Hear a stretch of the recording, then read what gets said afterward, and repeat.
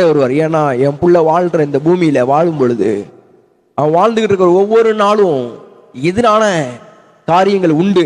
நான் அறிவேன். என் பிள்ளைக்கு எதிராக பிசாசானவன் செய்கிற அத்தனை வேலையும் எனக்கு நல்லா தெரியும்.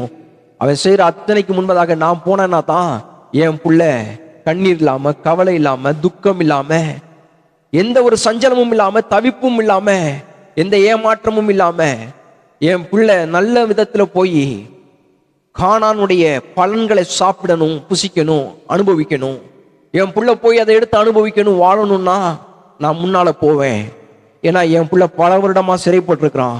என் புள்ள பல வருடமா சிறைப்பட்டிருக்கிறான். அவன் வாழ்க்கையில பெற முடியாத காரியங்கள் நிறைய இருக்குது. அவ்வளவு காரியங்கள்ல அவன் தடைகள் மத்தியில வாழ்ந்துகிட்டு இருக்கிறான்.